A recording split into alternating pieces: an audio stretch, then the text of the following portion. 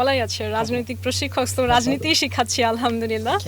এই আসনের মানুষদেরকে আমি আইনি সহায়তা বিষয়ে সচেতন করতে চাই।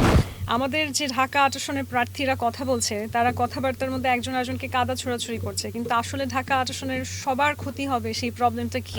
আপনি আসলে প্রশিক্ষণ কোথায় দেন এবং কি প্রশিক্ষণ দিয়ে থাকেন? আমি প্রশিক্ষণ দিচ্ছি আন্তর্জাতিকভাবে বিভিন্ন ইনস্টিটিউটের সাথে, এবং প্রশিক্ষণটা তো বলাই আছে রাজনৈতিক প্রশিক্ষক, তো রাজনীতিই শিখাচ্ছি আলহামদুলিল্লাহ।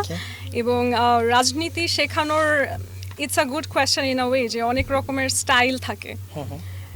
যেমন আমার ক্ষেত্রে হচ্ছে আমি খুবই মার্কসিস্ট লেনিনিস্ট ওয়ে ফলো করি, এবং আমি কোনো সোশ্যাল হায়ারার্কিতে পার্সোনালি বিলিভ করি না। এখন শিখাতে যখন আপনি যান, আপনাকে সব ধরনের বিষয় শেখাতে হয়, তবে আমাকে যদি আপনি বলেন যে আপনার স্টাইল অফ টিচিং কি, তাহলে আমি চেষ্টা করি মানুষের মধ্যে আসলে একেবারেই একটা বৈষম্য বিরোধী মনোভাব তৈরি করার জন্য যে রাজনৈতিক শিক্ষার প্রয়োজন, আমি সেটাই চেষ্টা করি ইন্টিগ্রেট করার।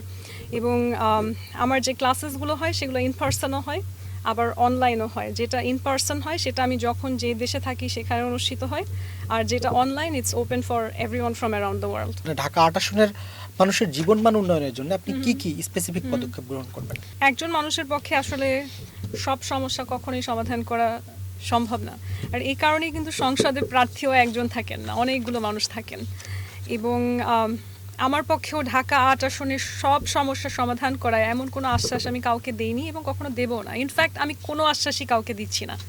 আমি এবার সরাসরি বলেছি যে আমি promises are meant to be broken, so আমি প্রমিসেস দেওয়াতে বিশ্বাস করি না। আমি যতটুকু পরিকল্পনা এবং বাস্তবায়ন করার সম্ভাবনা দেখি, শুধু ততটুকুই আসলে ঢাকা ৮ আসনের ভোটারদের সাথে আমি শেয়ার করছি। যেমন এখন ঢাকার সবচেয়ে বড় ডেঞ্জার হচ্ছে ক্লাইমেট চেঞ্জ। এখন হিট ওয়েভ হচ্ছে আমাদের সবচেয়ে বড় প্রবলেম সামনে, যেটাকে আমাদেরকে সলভ করতে হবে।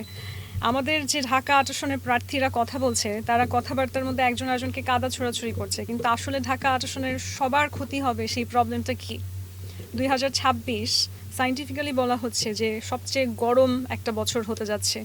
সেই সময়ে হয়তো যে উচ্চবিত্ত, সে হয়তো এসি ব্যবহার করবে, কিন্তু এই এসির যে ব্যবহার বেড়ে যাওয়া, সেটার ফল কিন্তু আবার হচ্ছে সমাজে যারা নিম্নবিত্ত তারা ভোগ করবে, কারণ ক্লাইমেট ডিজাস্টার আরও বেশি বাড়তে থাকবে।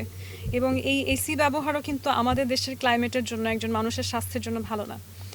তো সেখানে আমার একটা বড় উদ্যোগ হবে কিভাবে করে আমি এনভায়রনমেন্ট পলিউশনকে কমিয়ে আনতে পারি, এবং এটার আসলে পলিসি লেভেলে বা সায়েন্টিফিক রিসার্চ লেভেলে কি কি সলিউশন আছে যেটা আমাদের পক্ষে ইন্টিগ্রেট করা সম্ভব, সেই জায়গাগুলোতে আমি জোর দেওয়ার চেষ্টা করব ইনশাআল্লাহ।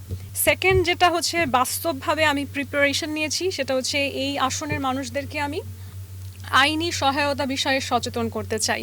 সো আমি অলরেডি হচ্ছে একটা 60 মেম্বার টিম করেছি, যারা সবাই হচ্ছে রেপুটেড লিগাল ওয়ার্কার্স, এবং এদেরকে নিয়ে আমরা আমার আসনের যত মানুষ আছে, আমরা প্রতি মাসে, এই যে 5 বছর মেয়াদি, প্রতি মাসে হচ্ছে একটা অ্যাসেসমেন্ট করব ফ্রি।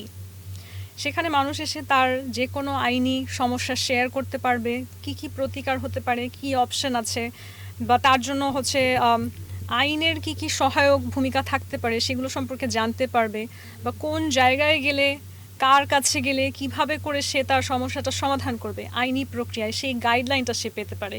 এই জায়গাটাকে আসলে আমি বদলে দিতে চাই। আমি চাই আইন সবার জন্য কাজ করুক।